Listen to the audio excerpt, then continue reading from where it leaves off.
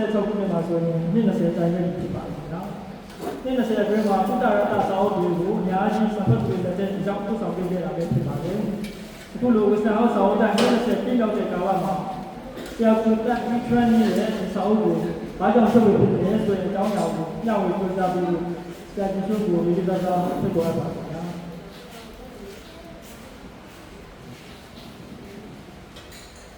အားလုံးပဲပြန်ပါဗျာဒီကနေ့အခမ်းအနားကိုချိန်ပေးပြီးတက်ရောက်လာကြတဲ့စာချက်သူတွေအားလုံးကိုအမတန်ကိုကျေးဇူးတင်ပါတယ်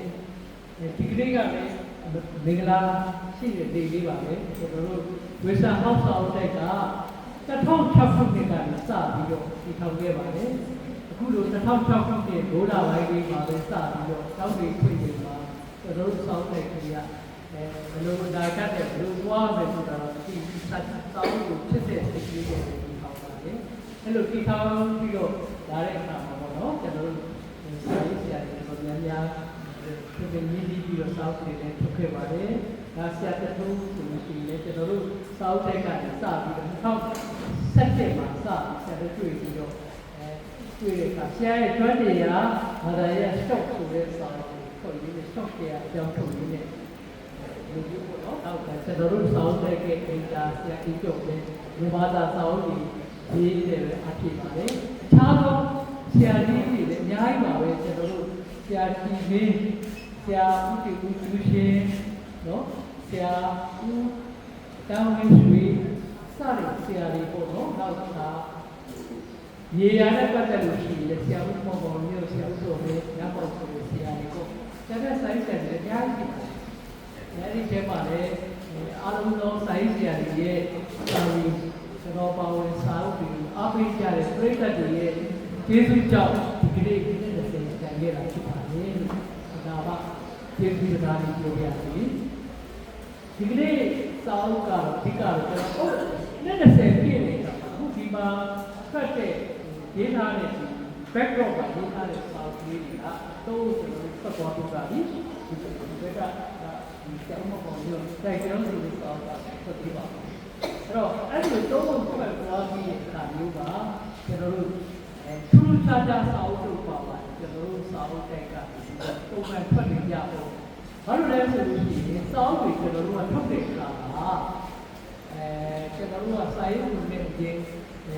ဒီစာတွေဖတ်မယ်ဗက်ဆေးတွေကြားတယ်လည်းဖတ်မယ်နောက်စာမှုတောင်းနေထုတ်တဲ့အခါကျတော့ဒီလိုထုတ်တာအခုကကိုယ်တက်ဆိုတာကျွန်တော်မမြင်ဘူးပါဘူးသိလည်းမသိဘူးပေါ့သို့တော့သူကကျွန်တော်စာအုပ်တိုက်ကိုသူ့စာမှုလေးတွေပို့တဲ့အခါကျတော့အဲ့ဒီစာမှုဖတ်ကြည့်လိုက်ရတော့ဒီအဲ့ဒီလိုပို့တယ်ဆိုလေတော်တော်များပါတယ်များတဲ့အခါမှာများသောဖြင့်ကိုကကျွန်တော်တို့စာမှုတိုက်ကစာအုပ်တိုက်ကလူလေးတွေဖြစ်တာအထက်က wisdom sharing ဖြစ်နိုင်တဲ့အဲ့ဒီလို sharing ဖြစ်တာကျွန်တော်တို့စိတ်ထဲမှာအဲ့ဒီလို sharing ဖြစ်ပါလားလို့ထုတ်ပြီးကျွန်တော်တို့ editor ပေါ့ဖန်ဆာနိုင်တဲ့စာမျိုးမှာကျွန်တော်တို့ထုတ်တာဟုတ်တော်တော်များများတော့ကျွန်တော်အဲ့ဒီဖတ်တဲ့အဆင့်ကိုတော့မှမကြော်နိုင်ကြဒါပေမဲ့ကိုယ်ကစာအုပ်ကတော့ဘူးလိုက်တယ်လောက်ရမဲ့ကဆိုပြီးကျွန်တော်လည်းတို့ဒီစာအုပ်ကြီးကကျွန်တော်ရှင်တယ်ကိုကြောက်တယ်ဘာသာမှမဟုတ်ဘူးလေဆိုတော့ကျွန်တော်တို့ဒီလေလူငယ်ဘဝဖြတ်တန်းလာတာဟုတ်လူငယ်တွေရောက်လာတဲ့အခါမှာကျွန်တော်တို့လူငယ်တွေမှာလူဆိုတဲ့ရှုံးနေတွေ့ရတဲ့အချိန်အလုပ်ကိုရှာမရဘူးလူတက်မဲ့ဖြစ်သွားတဲ့အချိန်ဘေးရောက်ဆိုတဲ့အလုပ်ထုတ်လိုက်တဲ့အချိန်မှာကျွန်တော်တို့ဘာလို့ရှာလဲဒီရှုံးကအဲ့ဒါလိုအလုပ်တစ်ခုရှိတာလည်းပဲဆုံးရှုံးသွားတာလား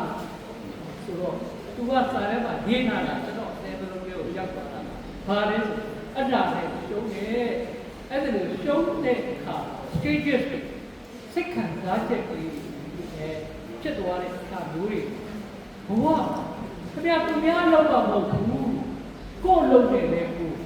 ရက်တီလို့ရတော့ဟာဒါဆိုရင်ဘယ်လိုရက်တီဒီလမ်းလေးတွေသိထားပါလေစာဖတ်လို့စာချုပ်ပြတ်တယ်ဖတ်ကြည့်ကြကျွန်တော်တို့ဒီလမ်းတွေကိုသိသွားရင်ကျွန်တော်စိတ်ဝင်စားတော့အဓိကကျွန်တော်ပြန်ပြီးပညာပေးလိုက်တာဖြစ်ကြတယ်ကျွန်တော်အမှားတာပါလေရေးထား ကျွန်တော်ကအင်္ဂလိပ်စာလည်းဖတ်ပါတယ်မြန်မာစာလည်းဖတ်ပါတယ်စာပေကူးကရှိတယ်ပဲ AI ဆိုတာကြီးကိုကျွန်တော်ကြောက်တဲ့အခါကျတော့ AI ကိုဘယ်လိုသုံးလဲဒီကိုယ်ရည်လုပ်ငန်းရှင်တစ်ခုတည်းနဲ့ entrepreneur လုပ်တော့ AI ကအခုခေတ်ကြီးမှာဘလောက်တော့ support လုပ်နိုင်တယ်လေဒီတော့သူကချက်လက်တွေတော့ခိုင်ခိုင်မာမာပြလာတဲ့အတိုင်းပဲကျွန်တော်ဆန်းလို့ကြည့်ပါတယ်ကျွန်တော်လည်းလုပ်ငန်းတွေလုပ်နေတဲ့အခါပထမဆိုရင်ကျွန်တော်တို့ကခုဆိုရင်အားလုံးသိကြတဲ့အတိုင်းဒုသားအင်အားရှားပါမှုကျွန်တော်တို့တော်တော်လေးကိုတွေ့နေရတယ်နော်လူငယ်တွေကိုအလုပ်ဖို့လို့ဆိုရင်ဟိုစင်မပြေတဲ့ဒီအားလေးရှိနေတယ်ကိုယ်တိုင်ဘယ်လိုလုပ်နိုင်လဲ AI ဆိုတဲ့ဒီဒါမျိုးလေးတွေကပြဆိုကျွန်တော်ပြောတဲ့အတိုင်းပဲကျွန်တော်စမ်းလို့ပြီးကျွန်တော်တို့ကိုထောက်ပြီးတာတွေ့တာဒါ1 point ပဲရှိပါတယ်အချောင်းနော်ဘယ်လိုလုပ်လဲနော်မာတာကိုဘယ်လိုကောက်လဲနော်ကောက်လာတဲ့အခါကျရင်ဟာဂျုံကြိုက်သလားမကြိုက်သလားဒါမျိုးလေးတွေကိုယ့်ရဲ့လုပ်ငန်းကို discipline လုပ်မယ်စေးလုပ်တော့မယ်ဆိုတာလေးတွေကစပြောတဲ့အခါကျတော့ဟာသူတန်းတော်တော်စောက်ကိုကြည့်တာတော်တော်ဘောကြဟာဒါလေးတွေလူငယ်တွေကိုတွေးတင်နေဆိုတဲ့စိတ်ကလေးနဲ့ကျွန်တော်တွေ့ဆုံပါတယ်သူတန်းကိုတွေ့ပြီးတော့ကျွန်တော်တဲ့သဘောကျဖို့ကောင်းတာကသူပြင်မာလုပ်ငန်းရှင်တယောက်နေထိုင်တဲ့ဟိုဖြစ်ပြီးတဲ့စောင်းလုပ်ငန်းကိုကြားတဲ့အခါဆရာတို့စိတ်ကလေးစီမံတာအဲ့ဒီလိုဆရာတို့စိတ်ကတော့ကောင်းတယ်လားမှန်ပါဆိုတဲ့ကျွန်တော်တို့ကလည်းကျွန်တော်ကိုပြောသွားပါဘာလို့စောင်းလုပ်တဲ့အခါကျွန်တော်တို့ရဲ့မြင်တဲ့အမြင်အကြီး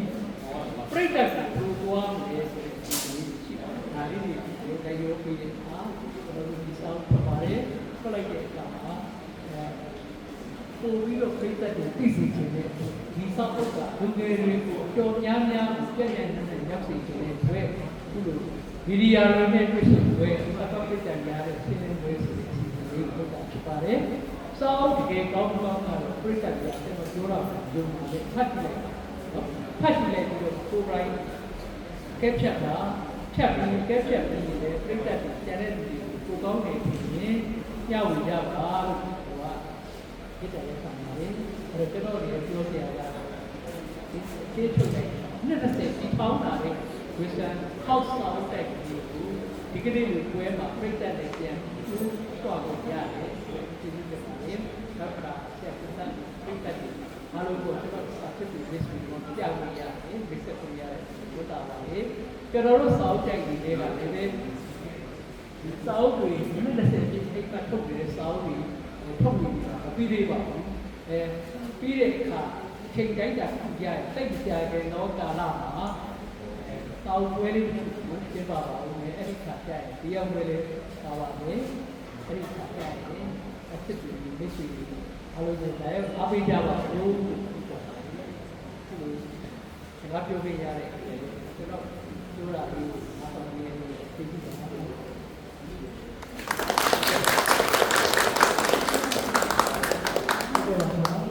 ။အောင်းတိုက်ကျွန်တော်ဒီနေ့အကြောင်းရင်းနဲ့20ပြည့်ဒီအမှတ်တရထုတ်ပြီးတဲ့စောင်းအကြောင်းတွေကိုမျှဝေပေးတဲ့ဆရာတချို့ကိုကျွန်တော်အပြည့်အစုံတင်ပါဗျာ။ဆက်လက်ပြီးတော့မြေသားစာပေစုရစာရေးဆရာတထုံးကမိဂါစကားပြောကြားပေးတာဖြစ်ပါတယ်။ဆရာဆိုရင်လုပ်ငန်းငယ်များအတွက်မရှိမဖြစ်ဌာနရေးစီမံခန့်ခွဲမှုလမ်းညွှန်စာအုပ်နဲ့2024ခုနှစ်အတွက်မျိုးသားစာပေဘာသာပြန်ပြတာဆုရရှိခဲ့ပြီဖြစ်ပါတယ်။စာရေးဆရာကိုတက်အပေါ်မှာရောအခုစာအုပ်ပေါ်မှာမိဂါစကားချင်းချင်းပေးနိုင်ဖို့ဆရာတထုံးကိုဒီလိုသာဖိတ်ခေါ်တာပါ။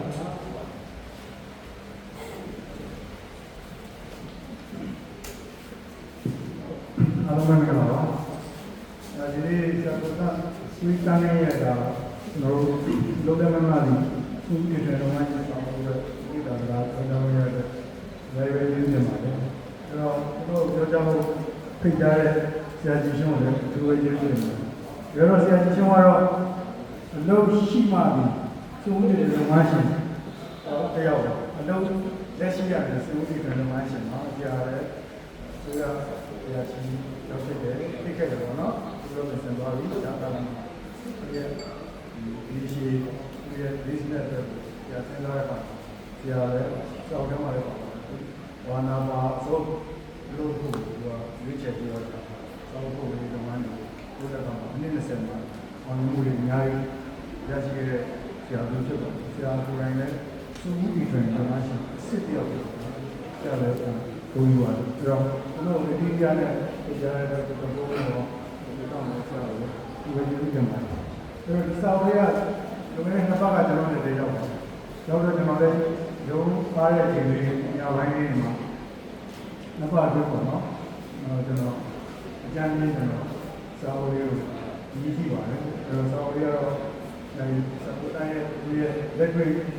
ဘဝမှာတက်တော်ရတဲ့လုပ်ငန်းတွေကိုတော့ဆောင်းစံတော်တော့ဘုရားတွေနဲ့ဒီတော့ဆောင်းဖြစ်တဲ့အတွက်တော့လည်းကျွန်တော်ကောင်းတဲ့ဆောင်းတွေအမွန်တင်နေပါတယ်ကျွန်တော်တို့ဒီသားခဲ့တဲ့ဖတ်ရှုခဲ့တဲ့အထဲမှာမပါတဲ့ subject တွေရောစကားလုံးတွေရောအများကြီးပါထူးဆန်းကျွန်တော်တို့ဒီရှားဖို့ရဲ့သုံးလုံးတွေဒီစနစ်ကြီးရာစားတော်လေးကိုအဖြစ်ပေါ်တဲ့ဗာလေးပါတယ်လက်တွေ့နေမှာလည်းတကယ်သုံးစားလို့ရတဲ့စာဝေးတွေတဲ့ဘောနေဒီစာဝေးကိုဖတ်တဲ့အခါမှာနှစ်ပတ်အတွင်းမှာကျွန်တော်အကြောပေါ့နော်အကြောဖတ်ပြီးတော့လောလို့အသားတဲ့အချက်တွေအများကြီးရမှာကျွန်တော်ကြိုက်ဆုံး point လေးကိုနည်းနည်းထုတ်ထားပြီးတော့ကျွန်တော်ဒီနေ့ပြန်ပြန်နည်းနည်းထုတ်တယ်ချပြရမယ်အဲ့တော့တကယ်တော့လုံးလည်းမမှဒီကိုရတဲ့ဆိုင်လုံးလည်းမဲ့ရောလုံးလည်းရှိတော့တို့ချက်ချင်းဒီမှာတို့ရအောင်တော့တကယ်ကြောက်တော့သူကအရာရှိမှာသူကအရာရှိတော့ဒါပေမဲ့အဲ့ဒီသူကအရာရှိမှာလည်းတကယ်ကိုရရတယ်လို့ပြောတယ်ဒါပေမဲ့အဲ့တော့ပြောဖို့တော့သူဘာလို့လဲအရာရှိကိုစောရထောက်လိုက်တယ်ဆက်ပြီးတော့ဘာလို့လဲဆိုတော့နောက်ပိုင်းမှာလည်းပါပါလိမ့်မယ် first analysis ဆိုပါတယ်ဒါတော့ဒီဒီရှင်းမှာဒီအဲ့ချိန်ကတော့လည်းလည်းသုံးတယ်ဆိုတော့ကျွန်တော်ကဘုလိုဘောသားတွေအများကြီးservice site ကနေပေါ်လာခဲ့ပြီးတော့ service OTC တိုင်းထောင်ပါ service OTC တိုင်းထောင်နေတယ်နဲ့တစ်ဆင့် service OTC တိုင်းကတော့နည်းနည်းတော့အဆင်ပြေဘူးเนาะဒီလိုဆက်ဆံရတာတော့ဒီ service ဘာတွေစက်ကားမှာတွေဒီရဲ့ပို့ပြီးတော့အဆင့်တက်မယ်လို့ပြည့်စင်ပြီးတာပြည့်စင် OTC တိုင်းဒုတိယအဆင့်နဲ့ထောင်ပါထောင်ပြီးတော့အောင်မြင်လာလို့ဆိုရင်တော့အရှိမဖွင့်ထားတဲ့၅ဘိပတ်လိုဆိုင်ကိုအိမ်ထဲကိုထည့်လိုက်ပြီးတော့ဆိုင်ကိုနည်းနည်းထပ်ချက်လိုက်ဆိုင်လေးထပ်ချက်နေတယ်ပဲပြည့်ပြည့်နဲ့တော့မှဒီမှာနေထည့်ချက်လာတာဟုတ်ဆိုရင်တွေ့ရတဲ့ဆိုင်လေးကဟုတ်တယ်ဒီရတိုက်ဆောက်ပြီးသွားပြီဒီကားတွေဒီနာဆက်ပြီးပြီးသွားပြီလူတန်းတွေလုံးသွားပြီဒီကိုလည်းမောင်မတွေကိုအားလိုက်ပြီနော်အဲ့တော့သူ့ရဲ့ mindset ကအဆုံးဖြတ်ချက် mindset ပါတာသူကတော့လုပ်ချင်တယ်ဒီမှာလည်းတောက်ထဲမှာလည်းပါဝင်နှံဘဝရဲ့ mindset နဲ့ကျွန်တော်တို့ entrepreneur ရဲ့ mindset နဲ့တွေ့ရတဲ့ဆိုဆရာဇေယျရဲ့ဒီတာလေးအဲ့ရလည်းဒီမှတ်ထားတာကျွန်တော်ဇေယျရဲ့ဘယ်ဘက်ထဲမှာပါတယ်ဝင်အဲ့တဲ့ချွတ်နိုင်တယ်ပေါ့နော်ချွတ်နိုင်တော့နိုင်တယ်ဆိုတော့အခြေအနေတွေအဲ့တော့တကယ်တော့ဆုံးဖြတ်တယ်ဆိုတာကပြောလို့လုံးဝမဲလာတယ်ဝါနိုင်ဘူးလက်ရှိရတယ်လိုက်ကိုချင်းပြီးတော့ဝါနိုင်တယ်အဲ့တော့လိုက်ကိုချင်းပြီးတော့သွားတာကကိုဘာလုပ်ချင်လဲဆိုတဲ့စဉ်းစားအောင်ဆရာဒီ analysis တွေပိုင်း SWOT analysis ကိုတော့ဒီကိုပြန်ပြီးတော့ analysis လုပ်တာကို SWOT တော့ sensitivity opportunity ဆိုရယ်နော်ကိုရဲ့ blogging ဒီမှာ blogging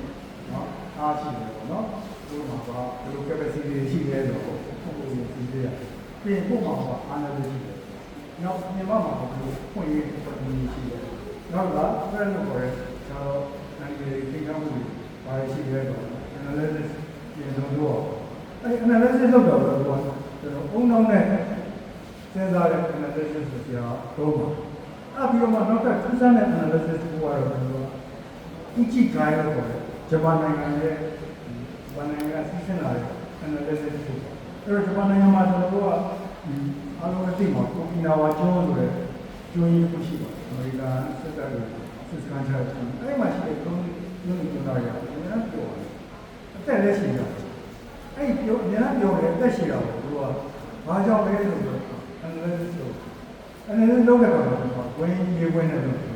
အဲ့ဝင်းကြီးကဘာလဲဆိုတော့အဲ့လူတွေအားလုံးများလို့ရတယ် အဲ့ညံလို့ရဲ့ဘက်မှာချက်ပြီးအများကြီးနောက်ကဘယ်လိုပဲလဲလို့ပြောတဲ့နေတုံးနေကြတယ်နောက်သူတို့ရဲ့ဘဝချက်ကပါနောက်ကသူတို့ရဲ့ဝင်ငွေပေါ့နော်သူတို့ရဲ့ mainstream ပေါ့ဝင်ငွေကဘယ်ကနေလဲအဲ့ analysis လေးကိုဒီနာအဲ့ဒီဆက်ဝင်ဒီကိုတော့အဲ့မှာစုံတဲ့ point အဲ့စုံတဲ့ point ကိုကြားဆိုတာက ET တိုင်းဒီပါလို့ပေါ့နော်အဲ့ဒီမှာကျုံးမှန်နေတဲ့ဆက်ရှင်ခြင်းနဲ့ပြောဆိုခြင်းအဓိကအချက်အဲ့ဒါတော့နှလုံးသားနဲ့ analysis လုပ်ခဲ့လို့ပြောအဲ့တော့ခုနပြောတဲ့ thought analysis ကတော့ဘုံလုံးနဲ့လုပ်တာပြီးတော့ခုနဒီကိုင်းဆိုတော့နှလုံးသားနဲ့ analysis လုပ်အဲ့ဒါကိုပေါင်းစားလိုက်တော့မှကျွန်တော်ကတော့ကောင်းနော် number 1နဲ့ကျွန်တော်ဘာလို့လုပ်ချင်လဲဆိုတော့ business model ဒီနေရာကိုပေါ်လာအဲ့ပေါ်လဲတော့ကျွန်တော်လုပ်နေစလုပ်တယ်နော်ဒါကျွန်တော်က entrepreneur ဆိုဘာလို့လဲဆိုတော့အခုလည်းပြီးတော့စဉ်းစားလို့ရပါတယ်ကျွန်တော်အခုလည်းစဉ်းစားလို့ရတယ်အဲ့တော့ကျွန်တော်ကတော့မိဥပလာစင်တာ entrepreneur လို့ပေါ့အဓိကတော့စုံဦးတည်တယ်လုပ်ငန်းရှင်ဖြစ်အောင်လုပ်ငန်း idea အသစ်တွေနော် project အသစ်တွေသူများနဲ့မတူတဲ့လုပ်ငန်းတွေတော့လုပ်နေသူကလုံးရှိအောင်ရှိတော့ကံစင်တော့ဝေရတော့မှလည်းဒီက idea နဲ့ project လုပ်နေတယ်အဲ့စဉ်းစားတာကSWOT analysis နဲ့ခုနပြောတဲ့ဒီနိုင်ငံကလုံးတဲ့အကြည့်တိုင်းတဲ့ဂျပန် US စနစ် analysis ကိုပေါင်းစပ်ပြီးတော့ဟိုကဘယ်လိုမှဝါနာပါလုံးလဲဆိုတော့ကျွန်တော်ကထွက်လာတယ်နော်အဲ့ထွက်လာတော့မှကျွန်တော်ကဘာလုပ်လဲဆိုတော့လုပ်ငန်း break လုပ်ရတယ်ဒီလုပ်ငန်းကိုလုပ်အဲ့ဒီလုပ်ငန်း break မှာကျွန်တော် market promotion marketing လုပ်လို့ငါလုံးမဲ့လုပ်တာclient နဲ့ဝယ်ခြင်းတဲ့လူတွေတကယ်ရှိရလားဆိုတော့နော်ဒီမှာဈေးကွက်ရှာဖွေရပေါ့နော် market promotion တော့သူကသူ့ရဲ့ဈေးပါသူကဒေတာထားပါအဲ့တော့အဲ့ဈေးကွက်ရှာဖွေရတဲ့မှာလည်းဆရာကဘာပြောမှာပြဿနာတွေကြီးသွားတာရှိတဲ့နေရာတကယ်ဈေးကွက်နေတယ်နော်ဘယ်နေရာမှာ program ရှိနေလို့ဘယ်နေရာမှာနော်ကြီးသွားတာရှိနေတယ်ဈေးကွက်နေတယ်နော်ကျွန်တော်မိဆုံးဘယ်လိုပြောရလဲ that'sဒီတဲ့ကျွန်တော်ဆိုတော့ဒီလိုပြောတယ်ဒီလိုလည်းတော့ပူတာစနစ်တော့ပေါ်လာသူစီတိုင်းမှာပူတာအောင်လုပ်ပေးမလားနော်ပူတာလုပ်ပေးမယ်ဆိုတော့ software application ရေးတဲ့ဟိုရကျွန်တော်စဉ်းစားကျွန်တော်လည်းပူတာပဲလေ့လာခဲ့တယ်ဒါပေမဲ့ဒီ app ကိုရေးမယ်အနည်းဆုံးတော့6လတော့ကြာမဟုတ် app ကတစ်ပတ်လုံးထွက်နော်ကျွန်တော်ကလည်းတောင်းမှာထည့်နေဒီတစ်ပတ်ကျမှကျွန်တော်35တာကိုကျွန်တော်ကကျန်တဲ့ဆက်လာမှာတော့ခါလာတယ်ပြောအောင်ကျွန်တော်ကဟောဟိုမှာမြောက်လာဆိုင်မှာထည့်တယ်အဲ့မှာ application ကတစ်ပတ်တွဲထွက်တယ်ကျွန်တော်ကိုယ်နဲ့အောင်ပါအဲ့တော့ဒီကတော့ပြဿနာပေါ်မှာတစ်ခါကကွန်ပျူတာ app ရေးမယ်လို့နည်းနည်းတော့ရေးလာတယ်ဖွင့်လာတော့ရတယ်ဘာလို့လဲခင်းချင်းလေးကျွန်တော်တွေ့ရတယ်အဲ့တော့ဒီကပြဿနာနဲ့ဒီသွားတယ်တော့ပေါ်တယ်ပြီးတော့နာစီပြဿနာကတော့ကွန်ပျူတာ program ရေးတယ်ပေါ့နော်ချက်ချင်းရောက်လာတယ်တွေ့ရတယ်ဒါလည်းတော့ပောက်ကအဲ့တော့အဲ့ဒီ market promotion ဒီလာတဲ့အခါဆရာပြောတာက smoke test တော့ smoke test တော့ဒီကို smoke test တော့ရင်းနှီးမဲ့စမ်းသပ်ခြင်းတွေဟာလည်းကျွန်တော်ကရေးတာအဲ့ရင်းနှီးမဲ့စမ်းသပ်တယ်တော့ကိုယ့်ရဲ့ထုတ်မဲ့ထုတ်ကိုဝန်ဆောင်မှုတောင်းတဲ့ product တောင်းတဲ့ services အဲ့ဒါကိုကျွန်တော်ကငွေကုန်ပြကြမှာခံတယ်ကိုယ့်ရဲ့ product ကိုဝယ်မဲ့တယ်ဘယ်လောက်ရှိလဲကျွန်တော်က market promotion လုပ်တယ် promotion လုပ်တဲ့ပုံတွေဟာဒီပြားမျိုးကြီး90လိုလေးနော်အဲ့တော့ဘာတော့လဲဆိုတော့ ID တော့နော် Facebook လို့ TikTok လို့ကနေပြီးတော့ကျွန်တော်ကဒီဘက်ကိုကျွန်တော်စုံစမ်းမယ်အဲ့ဒါပြီးတော့ response တွေရမယ်ဆိုတော့စုံစမ်းနေပြီပေါ့နော်နောက်တစ်ခုကတော့အမေတော်နေမပြောနိုင်တဲ့ဒီ month test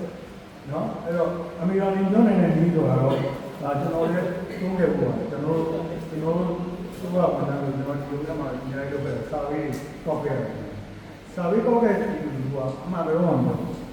ဒီနေ့ဝင်ဝင်တော့ရှိတယ်ကျွန်တော်စာရေးထွက်ရတယ်ဝင်ဝင်တော့တော့မှာပြောရတယ်အမှားပဲပြောအဲ့တော့ကျွန်တော်ကတော့ကြောင်းပြန်နေရတယ်ဘာတွေလုံးလို့ဒလာကမှဘာတွေလုံးလဲဒါမျိုးကနေရောက်ရှိလို့နော်ဒလာကစံတုံးနဲ့စီတုံးနဲ့ဓာတ်စီတုံးနဲ့ဒီတာကဘယ်လောက်ဒီတာကသုံးတာများရင်တွေ့ဝင်များတယ်ပေါ့နော် အဲ့လိုပေါ့သူရဲ့အသုံးတွေပြီးတော့ရောင်းတယ်ခံမှာအဲ့မှာဆရာကြီးနမ်တက်ဆိုတဲ့ဟာလေးကိုဆရာကြီးကဒါလေးကဘောကြောက်အဲ့စာပြီးလုပ်တဲ့ခါမှာကျွန်တော်မှန်ကန်ကြီးရောဒီကရဖို့မှန်ကန်တဲ့ response ရဖို့အရေးကြီးတယ်ဆိုတော့ပြောတာနောက်ပြီးတော့ကိုရီးယားပြည်ပေါ့နော်ပျောက်ကြားနည်းနဲ့ကျွန်တော်ကဒီဘက်ကိုစမ်းသပ်တာဒါလည်းဒီဘက်မှာဆိုtrue position ရနိုင်နေဖြစ်ပါနော်ဒါတော့ကြောက်ကြနေနေတော့စူပါမားကတ်ထွက်လာတဲ့နော်ဝယ်ပြီးထွက်လာတဲ့ဝယ်ပြီးထွက်လာတဲ့ကိုကတ်တယ်။ဒါပြည်စီတော့ကိုင်တာတော့အဲ့ဒီကိုင်နေတဲ့ဒီဘာလို့ဝယ်ပဲချလိုက်တာတော့ဒါမို့လဲဘာလို့ဝယ်လိုက်တာလဲအဲ့မှာသူက reason နေတယ်အဲ့ဒီ reason ကိုတော့တမိုးရှိတဲ့အချက်တွေဒါကပြောရတာနော်အဲ့တော့ခုနပြောရဲကျွန်တော် smoke test demand test နော် warrior test အဲ့ရနေတော့ကျွန်တော်ဒီကိုယ့်ရဲ့ဈေးကွက်ချိန်သိရှိနိုင်တယ်တော့ဒီရပါနော်အဲ့တော့အဓိကအကျဉ်းစာပေလို့တဲ့နေရာမှာရှောက်အောင်မှာတော့ family and friend trick နော်ဒီသားစုနဲ့တကယ်တော့ဘယ်တော့မှမပြောဘူးသူကဘယ်တော့မှမပြောဘူးကြောက်လို့တော့ညကောင်းတယ်ပါသွားပြီအဲ့တော့အချိန်နဲ့သွားပြီနော်အဲ့လိုလေကျွန်တော်တို့ကလည်းဒီလို family friend trick ဆိုတဲ့ကျွန်တော်ကစောင့်ကြဖို့ဖြစ်ရဆိုတော့ကျွန်တော်ရေးတာရှိပါတယ်အဲ့တော့ဒီစာပေတွေကနေတော့ဒီမိနဲ့တင့်ပြောလို့လုံမှာမိမိနဲ့တင့်တော်ဈေးဘက်ကိုရှာတွေ့ပြီဆိုတာနဲ့ဘာလို့ရမလဲနောက်အဆင့်ကတော့ project လေးဆိုတာ project တော့ကျွန်တော်ရုံးနေမှာဆိုရဲခဏနော်20 30 project ကြီးရေးရတယ်အဲဒီအကြောင်းတွေမှာဆိုလဲ project ကြီးရေးကြတယ်အဲ့လိုဒီက30လေးရေးကြမှာဆရာဘာရေးတော့ဆိုတော့ကျွန်တော်က link canvas link ဆိုတော့ဒီတေးလေးပေါ့နော်ဒီတေးလေး canvas link canvas ဆိုတော့စာရွက်စာမျက်နှာတစ်မျက်နှာဒီ link canvas ဆိုတာကွက်ကွက်တယ်ကွက်ကူးတော့မှာကိုလုပ်နေတဲ့ project ချရကိုကွက်ကိုကြော်နေတယ်ဒီကွက်ကိုကျွန်တော်ကတိုင်းပြကျွန်တော်ဘယ်နည်းနည်းမှမရှိအဲ့ဒီထဲမှာကိုလုပ်နေတာရေးပေါ့နော်အဲ့ဒီကွက်တွေမှာကျွန်တော်ဘာမှမလုပ်ဘူး program နော်တွေ့ကြုံလာတဲ့ program တွေပါမှာနောက်က customer segment ဘယ်လို customer တွေကိုကနော် target ထားမှာလဲ customer segment တွေပါမယ် unique value proposition တော့ကိုပေးမဲ့ service ကိုပေးမဲ့ product ဘယ်လိုကြားရတဲ့နဲ့မတူတဲ့ကြားရတဲ့အတိုင်းဆိုတာရှိတယ်ဒါရှိတယ်တော့ဒီ link canvas မှာထည့်ရေးရမယ်နံပါတ်၄ကတော့ဘယ်လိုပြဿနာကိုဖြေရှင်းလဲဆို solution ထည့်ရေးရမယ်နောက်ကကိုယ့်ရဲ့ product ကိုဆန့်ကျင်တဲ့လမ်းကြောင်း channel တွေရေးဆွဲရမယ်နောက်ကကျွန်တော်တို့ revenue stream ကိုဘယ်ကနေပြီးတော့ရနိုင်လဲဆို revenue stream ကိုရေးဆွဲရမယ်နောက် cost ဆိုတာ cost ကဘယ်လိုပုံကြံတာလဲရမယ်နောက်ကကိုယ့်ရဲ့လုပ်ငန်းကိုတိုင်းတာတဲ့ metric တွေနော်ကိုယ့်ရဲ့လုပ်ငန်းကိုယ့်ရဲ့ကုန်ကျစရိတ်ကိုဘယ်လိုနည်းနဲ့တွက်ချက်တိုင်းတာမလဲဆိုတာကိုရေးဆွဲရမယ်နော်နောက်တစ်ခုကတော့နောက်ဆုံးကတော့ကျွန်တော်ကြားရတာ unfair advantages ဆိုဟောပါကြားရတာကသင်ကြံလို့မရနိုင်တဲ့ဖွင့်ငန်းကျွန်တော်စုပွဲတင်ရမှာတော့ကျွန်တော်အားနဲ့စင်ကူရဲလို့ဆိုတော့တော့တာ economic မဟုတ်တော့ economic မဟုတ်တော့ကျုံးနော် economic မဟုတ်တော့စီဝိုင်းကျုံးစီဝိုင်းဒဲ့တယ်စီဝိုင်းကျုံးတော့ကျွန်တော်စီဝိုင်းမှာစီဝိုင်းအရင်သားတော့နော်ကိုဝင်ဆောင်မှုကိုရဲ့ထုတ်ပုံအခြားလူကဘယ်လိုဝင်နေဒါပြီးတော့ရှင်းပြနိုင်တဲ့မတိုက်ထုတ်နိုင်တဲ့အားသာချက်ကိုဒီဆောက်ဥပမာ Microsoft အဲ့လိုတော့ကဘာလုံးမှာ95ရာခိုင်နှုန်းဒီဆောက်တော့ဒီမှာတော့ရှင်းနိုင်တဲ့နော်ဒီ Microsoft ဒီရှင်းမရှိဘူးဒါကွန်ပျူတာအားလုံးရဲ့ဒီမှာတက်ပုံနဲ့အဲ့ဒီပုံကိုကောင်းနိုင်တဲ့မပေါ်လေးပေါ့အဲ့လိုကျွန်တော်ကျွန်တော်လည်းမဟုတ်ဒီဆောက်တာနော်ဒါကတော့ဒီရဲ့ဒီနားတော့ဒီကဲမှာပို့ဖို့တယ်ဒါလည်းထည့်ရမယ်အဲ့လေဒီမျက်နှာဒီဘုတ်မျက်နှာလည်းကြော်ကြပါနဲ့နော်နောက်တစ်ခါတစ်ခွက်ထဲမှာလည်းဘူးလဲ point 3 4ခုလည်းမပြောဘူးအဲ့တော့တို့ပြီးတော့ကိုယ့်ရဲ့ project ကိုယ့်ရဲ့ roadmap နော် entrepreneurial roadmap ကိုပြောတာပါလို့ဒီတော့လည်းတော်တော်လေးကိုမှတ်သားဖို့ကောင်းပါနော်အဲ့ဒီ link canvas ကနေတော့ပါတဲ့ချက်တွေကျွန်တော်လုပ်ငန်းတွေစတာနော်လုပ်ငန်းတွေစပြီဆိုရင်ကျွန်တော်တို့ဒီမှာကတော့ entrepreneur တွေရှိနေမှာရှိအဲ့တော့အဲ့မှာလည်းကျွန်တော် bootstrapping တော့ရှင်းနေတာကျိုးတော့ bootstrapping တော့နိုင်ငံမှာရှင်းလို့မှကျွန်တော်ကပို့တော့ ကိုယ်ကထိုင်နေတယ်ကြောက်နေပါတူးတယ်ဆွဲထားမယ်ဆွဲထားတယ်အရာဒီရှိကိုယ်ကလည်းဆွဲထားအဲ့တော့ကိုယ်ဟာကိုယ်လည်းလုပ်ငန်းကိုစလို့ရင်မှဝစ်စက်ပြီးမှအဲ့ကိုယ်ဟာကိုယ်စလို့လည်းကိုယ်လုံးမှာအိုင်ဒီယာလည်းကောင်းတယ်ကိုယ်လုံးမှာရေရှည်မှာလည်းအကျိုးရှိတယ်နောက်ကလိုက်ရတယ်နော်အဲ့တော့ဒီမှာလိုက်လာမှာတော့ကျွန်တော်စိတ်ကြပြီးတော့မိသားစုတွေနေနေအဲ့တိုင်းတော့ဝိုင်းထက်တာနော်ဒီလိုဝိုင်းထက်တာအဲ့ဒါနောက်ဆက်ကိုလုံးမှာပေါင်းလိုက်တယ်ကျွန်တော် anchor investor လို့ခေါ်တဲ့ investor ရှိတယ် venture capitalist ခေါ်တဲ့ investor ရှိတယ်နောက်တော့ private equity fund လို့ခေါ်တဲ့ investor ရဲ့နောက်ပိုင်းကိုကိုယ့်ရဲ့လုံအောင်လိုက်တယ်လိုက်လာပြီးရတယ်ဝင်ကျွန်တော်စူပါရမန်ကိုသူ့ရဲ့တော့ဒီမိုင်းကိုအရေးနဲ့ကျွန်တော်ကကြီးခေါ်တော့လုပ်လို့ရတယ်မြေသားတွေရှိနောက်မှသားစရာတစ်ချက်ကလည်းကောင်းပါအဲ့တော့လုပ်ငန်းကရပြီးတော့ရရှိရတဲ့ငွေတွေပေါ့နော်လုပ်ငန်းရတဲ့ငွေတွေကိုကျွန်တော်အဲ့မှာလည်းကျွန်တော်မှတ်ထားတာကဒီလေ gratification ဆိုကျွန်တော်တို့ပျော်ရွှင်မှုဆိုင်တာလုံးဝရပါအနေကြီးတဲ့ကရောင်းရတဲ့တက်လာနော်ရောင်းရတဲ့တက်လာပြီးcustomer base ကလည်းဒီနေ့ညားလာပြီပေါ့ပျော်ရွှင်လို့အိမ်ပတ်စံမတုံးလိုက်အကျိုးကအဲ့ဒီပတ်စံကိုနှုတ်လိုက်နော်နှုတ်ပြီးတော့အခြားတော့ရင်းရင်းမဲ့ခရီးတွေထွက်မယ်နော်အဖေအေးလုပ်မယ်အဲ့ဒီလုပ်ပါတယ်အားလည်းမှတ်သားတော့ကျွန်တော်တကယ်ချင်းကျွန်တော်တကယ်ဒီမှာတကယ်ရောက်ကျွန်တော်ရောက်ပါလို့လိုက်ဆန်တော့ပထမတော့အားပွဲလာလို့အားပွဲလာတယ်လို့လိုက်ကြောင်းခံရတော့ကြောင်းခံရတော့ဟိုကဒီရှိကုန်တဲ့နေရာလေးခုကြောက်ကျွန်တော်ခုပဲမှာ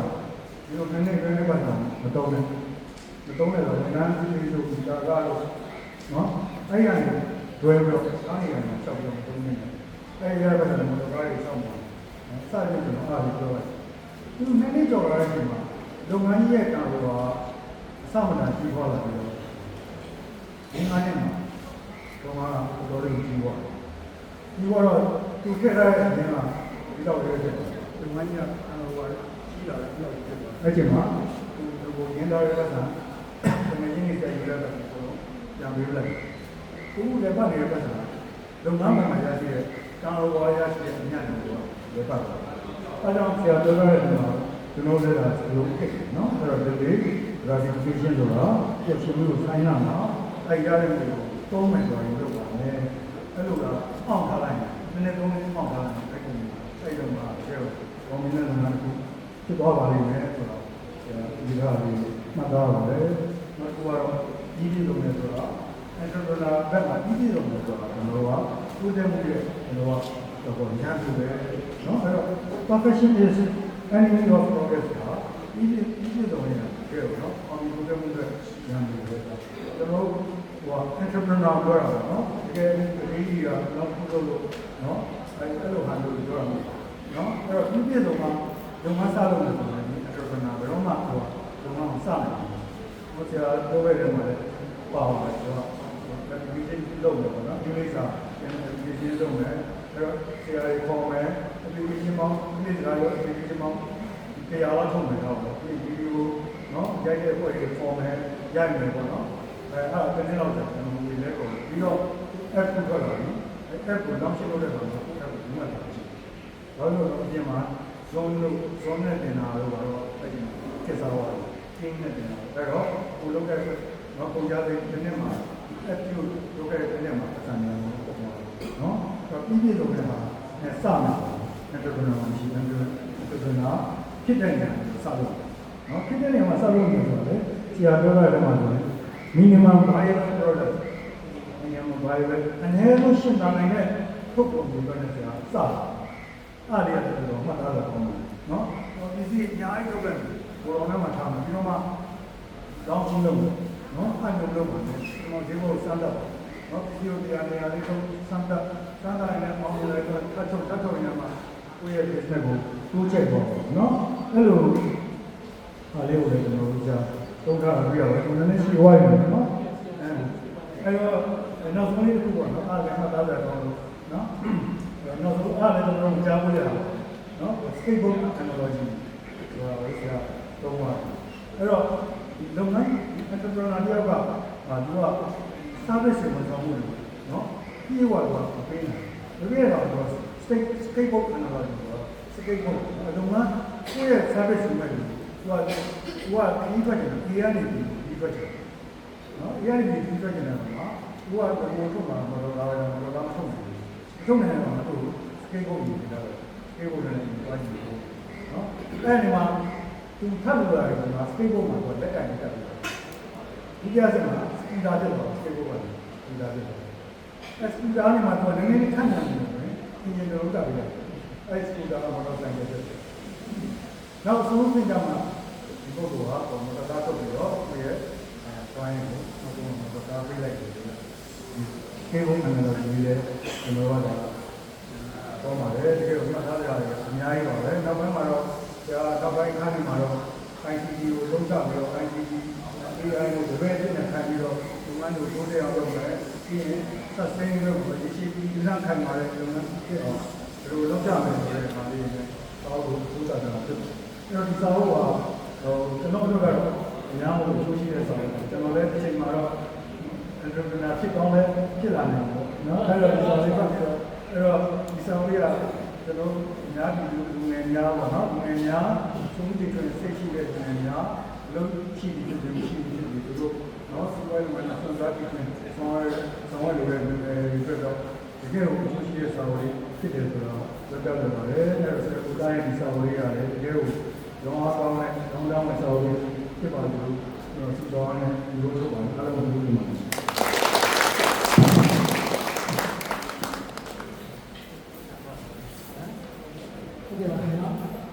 ီလုပ်ငန်းနဲ့ပတ်သက်ပြီးတော့သောက်ပါအကြောင်းအရာတွေကိုပြရဲ့ကိုယ်တိုင်တွေ့ကြုံနေတဲ့ဝန်ဆက်ပြဝေပြီးတော့ဝိဒါစကားကိုပြည့်စုံအတိုင်းဝိုင်းကြိုးစားပြီးတော့ဆရာတမှုကိုသူပဲတွေ့ချင်ပါဗျာ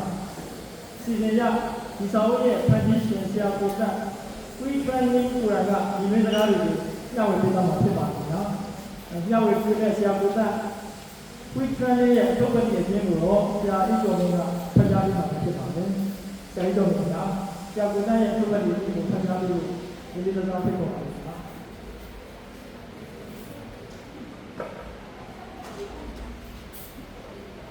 အားလုံးမင်္ဂလာပါ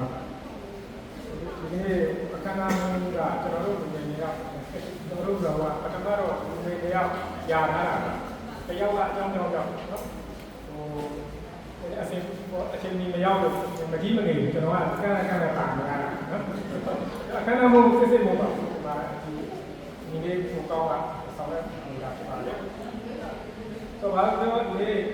ဆရာကတက်ဒီ training ရဲ့စာအုပ်ကိုနော်ဒီစာအုပ်နဲ့ဆက်ပြီးတော့ဆရာရဲ့ကိုယ်ရေးအချင်းကိုဖတ်ကြားပေးရတဲ့အတွက်ဖတ်ကြားပေးတဲ့အတွက်ဝမ်းမြောက်ပုံပါတယ်ဝမ်းမြောက်ပုံစိတ်ရတယ်ဆိုတော့ဖတ်သွားပါမယ်ဒီမှာဆရာကတက် training ကဘိုးလိုကျွမ်းကျင်တော့ဘိုးစလုံးတွေနော်ဘိုးလိုတော့တော့ပါပါတယ်ကျွန်တော်ဘက်ကကြာရင်တော့ပြီးတန်ပါတော့ပြင်ကြပါမယ်နော်ပြီးခံပြီးတော့လည်းနောက်တော့ပြပါပါဒီနေ့တိုင်ရပါမယ်ကိုတက် free training ရဲ့ကိုရဲ့ချင်းကိုတက် free training ကို1980ပြည့်နှစ်မှာရန်ကုန်တိုင်းဒေသကြီးပြည်နယ်မျိုးတွေမှာမွေးဖွားခဲ့ပါတယ် information technology ဘာသာရပ်ကိုလေ့လာသင်ယူခဲ့ပြီးစင်ကာပူနိုင်ငံကနေ postgraduate diploma in information technology ကိုရရှိပါတယ်အဲ့ဒီနောက် information technology hospitality healthcare manufacturing cosmetic personal care home care distribution retail ဆိုတဲ့လုပ်ငန်းတွေမှာဒီပေါင်းအတော်ကြာကြာလက်တွေ့လုပ်ကိုင်ခဲ့ပြီးစီမံခန့်ခွဲမှုစီးပွားရေးမဟာဗျူဟာစက်မှုလုပ်ငန်းကွန်ပျူတာရေးဆိုင်ရာနယ်ပယ်တွေကိုအထူးစိတ်ဝင်စားလေ့လာဆောင်ရွက်နေသူဖြစ်ပါတယ်စီးပွားရေးစီမံခန့်ခွဲမှုခေါင်းဆောင်မှုကိုယ်ပိုင်ကွန်ပျူတာရေးဗုဒ္ဓဒါသနာလူမှုကွန်ပျူတာရေးသိပ္ပံနဲ့ဤပညာဆိုင်ရာပညာရပ်တွေဘာသာရပ်တွေကိုမြန်မာဘာသာနဲ့အင်္ဂလိပ်ဘာသာနှမျိုးစလုံးနဲ့ရေးသားနေပါတယ် Robin Tan ဆိုတဲ့ကလောင်နာမည်နဲ့ရဲ့ကိုတက်ဖွီး training ဆိုတဲ့ကလောင်နာမည်နဲ့ရဲ့သူ့နေပယ်တဲ့လူတိများလူဖြစ်ပါတယ်ကိုတက်ဖွီး training ဆိုတဲ့ကလောင်နာမည်မှာပါတဲ့ဖွီး training ဆိုတာဓမ္မစက်နေပတ်တာရဲ့အဓိပ္ပာယ်ကိုအခြေခံထားပြီးအတိပညာဟာလူသူစီမှာအဲ့ဒီလူသူစီမှာเนี่ยရက်တက်မနေတဲ့မြောက်ဝေတဲ့နီးလန်းနဲ့လူအဖွဲ့အစည်းတွေမှာဆက်ပြီးရှင်သန်ဖွံ့ဖြိုးနေဖို့ဒီလိုချက်ကိုပေါ်ဆောင်ပြီးတော့ထည့်မိထားတယ်လို့သိရပါတယ်။စာပေဖန်တီးတာကိုအတမဝန်းကြောင်းထုတ်နေတဲ့ဒီမဟုတ်ပဲလူအဖွဲ့အစည်းစီကိုအတိပညာမြောက်ဝေပေးတဲ့တာဝန်တရားအနေနဲ့ခံယူထားလို့ဖြစ်ပါတယ်။ဒါကြောင့်ဆရာဝိချမ်းဟာစာပေဖန်တီးတာသူတေသနာပြုတာဟောပြောပို့ချတာအတွေ့အကြုံများဝေတာတွေကိုဒီကနေ့အထိတိုင်အောင်ဆက်ပြီးဆောင်ရွက်နေလို့ဖြစ်ပါတယ်အားလုံးကျေးဇူးတင်ပါတယ်ခင်ဗျာโอเคပါဆရာကိုသား free training ရဲ့အလုပ်သက်ခြင်းကိုဖတ်ကြားပေးတဲ့ဆရာကြီးတော်မျိုးကိုကျေးဇူးတင်ပါတယ်နော်โอเคအခုစီစဉ်ကတော့စာရေးကိုသား free training ကဒီစာအုပ်ကိုရေးသားဖြစ်ခဲ့တဲ့တွေ့ကြုံတွေနဲ့လူဝေစာဟောစာအုပ်တိုင်းနဲ့လက်တွဲထုတ်ဝေထည့်ပေးပြီးကိုပါကြောကြရှင်းရှင်းကြောကြပြမှာဖြစ်ပါတယ်ခင်ဗျာဒါကြောင့်ဆရာကိုသားခင်ဗျာဆရာကိုကျေးဇူးတင်ပါတယ်ခင်ဗျာ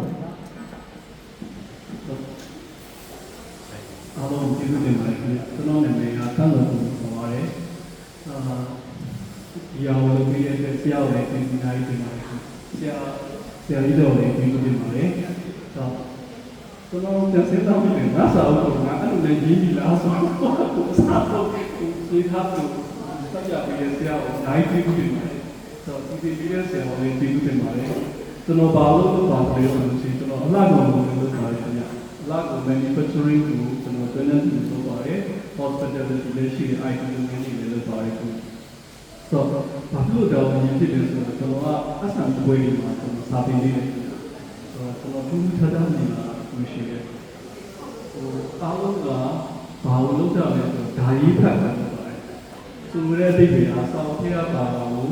ဆရာကြီးကတပည့်တွေပေးကြတယ်တကယ်လက်တွေ့သုံးတဲ့အခါမှာဒါရီက0ပါ0 result တဲ့ကလေးတွေကသူတို့အတွက်အချိန်ကြီးပတ်စံကြီးအများကြီးရင်းနေရတယ်ရင်းနေရတဲ့အခါမှာကျွန်တော်ကပတ်စံကြီးကိုမြန်မာပြည်မှာလည်းတင်ပြီးတယ်ဟိုဟာလည်းဒီဟောပြောပွဲတွေလည်းကျွန်တော် live လုပ်တဲ့အခါမှာကျွန်တော်မြင်လိုက်တဲ့ပုံလေးရှိတယ်အဲ့ဒါဘာလဲဆိုတဲ့အခါကျတော့ဒီစောင်းတွေကအသုံးဝင်တာထုတ်လို့ရတယ်အသုံးဝင်တယ်ဆရာကြီးတွေကလည်းမတော်တာမဟုတ်ဘူးတော်တယ်ဒါပေမဲ့ခက်တာကအမီချာနဲ့ကာချာအောင်နော်ဟို fit မဖြစ်တာပေါ့နော်အဲ့ကောင်မှာကျွန်တော်ကထုတ်ပြီးတာဆိုရှင်ကဒါလေးကိုဒီပြည့်မယ်ဆိုပြီးတော့ကျွန်တော်လက်တွေ့လုပ်တဲ့အခါလေးကိုကျွန်တော်အဲမှာထည့်ပြီးထားတာအဲ့အတွက်ကြောင့်ကျွန်တော်တင်တဲ့နေမှာဆိုရှင်ဆရာကြီးကအကြီးကျယ်ရှောက်လို့တကယ်တော့လက်တွေ့တော့ဒီဆိုင်ရတဲ့ခြာတိတွေတကယ်မဟုတ်ဘူးဆိုတော့စောက်တိုင်းလိုက်လို့လည်းတော့မွေးမှာဖြစ်ပါတယ်ဆိုတော့အဲ့လိုမျိုးတွေကိုကျွန်တော်ဒီတိုင်းရင်ဆိုင်ရတာလေဒီတိုင်းရင်ဆိုင်ရတော့ကျွန်တော်အဲ့ဒါကိုပတ်သက်ပြီးတော့ကျွန်တော်မိတ်ဆွေတို့အစမ်းပြီးတယ်သူတိုင်းကျွမ်းကျင်တာဒါတွေလေဒီပါတော့ဆိုတော့ဟုတ်လားဟုတ်တယ်လေဆိုတော့အဲ့ဒါနဲ့ကျွန်တော်စာအုပ်ကိုစပါပြီးပြတယ်ပြီးပြီးတော့ကျွန်တော်ဒီစာအုပ်ကိုပြီးပြီးတော့ကျွန်တော်ဘာလုပ်လဲဆိုတော့ဒီနှစ်ကြိမ်ပဲဖတ်တယ်နှစ်ကြိမ်ပဲဖတ်တယ်ကျန်တာလေဖတ်ပြီးမယ်ကျွန်တော်နှစ်ကြိမ်ဖတ်ပြီးဆရာကကျွန်တော်ရှိရရင်တော့ဝင်ပုတ်ခိုင်းတယ်ဆရာကိုပုတ်ခိုင်းတာမဟုတ်ဘူးဟိုဒီဟာဒီစာပြီးတိုက်ကိုပုတ်ပြီးတော့ဆိုပြီးတော့ပုတ်ခိုင်းလိုက်တော့ဒီပြင်းနဲ့ပုတ်လိုက်တော့နောက်ရက်လိုက်ကြတယ်ဆိုတော့ဆရာကတွေ့ရဆိုတော့ဟောပုတ်ပြီးတော့တွေ့ပြီဆိုတော့စကားပြောတဲ့အခါမှာအစီအစဉ်လားဒီစာအုပ်ထဲမှာပါရင်ပေါ့လေဆိုတော့တော့ရှင်းပြတယ်အဆန်ပြီးဒီဟာမြန်မာပြည်ကကျွန်တော်ချားနိုင်ငံတွေလည်းသွားပြီးတော့လုပ်တဲ့အခါမှာတင်တဲ့ဆရာရောတင်ခန်းတဲ့လူတွေအကုန်လုံးထိုင်တယ်။ဘာဖြစ်လို့လဲဆိုတော့တင်တဲ့ဆရာကစီဝိုင်းလို့စီလုံးတော့ရောက်ဘူး။တင်တဲ့ဆရာကလည်းစာအုပ်ထဲမှာပဲလူတွေကိုတင်ပေးတာ။ဆိုတော့ကျွန်တော်အဲ့ဒါတော့ဓာရီဖတ်လို့ပြောတာ။အဲ့လိုပုံပုံလက်တွေ့ပေါ့။အဲ့ဒါတော့ကျွန်တော်လက်တွေ့ကျွန်တော်လုပ်ထားတဲ့ဟာတွေအားလုံးကအသေးစိတ်ခုမှမပါဘူး။ဆရာဆောင်းကရှင်းပြသွားတဲ့အတိုင်းအားလုံးကိုဒီမိုင်းမရှိဆုံးထားတဲ့ method တွေဆိုတော့ concept သုံးတာပါတယ်ကျွန်တော်ကိုယ်တိုင်လုံးလုံးတယ်ကျွန်တော် product ထုတ်လို့ဆရာပြောတဲ့ဟို ကျွန်တော်စာအုပ်ရေးထားတဲ့အတိုင်းကျွန်တော်လုပ်လို့ကျွန်တော်လည်း level လုပ်ပြီးအားလုံးဖြစ်တယ်ကျွန်တော်အဲ့လိုမျိုးစနစ်တကျနဲ့လုပ်ပြီးတော့ကျွန်တော်ဒါလို့ဒီဘောကိုဒီလိုချင်းရောက်လာအဲ့ဒါကိုဒီစာအုပ်ကိုထည့်နေတာဆိုတော့စသချင်းတော့ကျွန်တော် analyze လုပ်တဲ့ကိစ္စတွေ secret share တွေကိစ္စတွေကျွန်တော်လူငယ်တွေအများကြီးနဲ့ဘာပြောလဲလူကြီးတွေအများကြီးနဲ့ဘာပြောလဲခုံးနဲ့ပြောလဲကလေးနဲ့ပြောလဲအဲ့မှာဘာသွားတွေ့လဲဆိုတော့လူငယ်တွေကရှေးဆရာတွေစောင့်ကြည့်ခတ်ပြီးတော့ငါကောက်လုံးတဲ့ကမှာမှားလို့အဆန်မရှိလို့အလုံးလုံးမရအောင်ဆိုတော့တွေ့ရတော့ဘယ်လိုလဲအဲ့လိုပုဂ္ဂိုလ်ဆိုတာကိုကျွန်တော်ဒီမှာရေးပြတာဖြစ်ပါတယ်။နောက်ပတ်စံကတော့မှ analysis လုပ်လို့ရမယ့်ဟာကိုသူများတွေကပြောကြတယ်။ဟိုမှာဝယ်လိုက်ပါလားဘာလို့ပါလားအဲ့လိုမဟုတ်ဘူး။ဆိုတော့လက်တွေ့ကျတာကျွန်တော်တို့ပုံနဲ့ small technique တွေအဲ့လိုမျိုးမှာအားလုံးသုံးလို့ရတယ်။ဆိုတော့ကျွန်တော်ပြောတယ်marketing လုပ်တဲ့အချိန်မှာonline တွေကြောင်းကြတယ်ဘာတွေလုပ်ဖို့ကြောင်းတယ်ကျွန်တော်ရှေ့ဝင်နေတယ်မင်းအဲ့လောက်ညံ့နေရှင်အရှိမဘယ်လိုမှလက်တွေ့ဘူး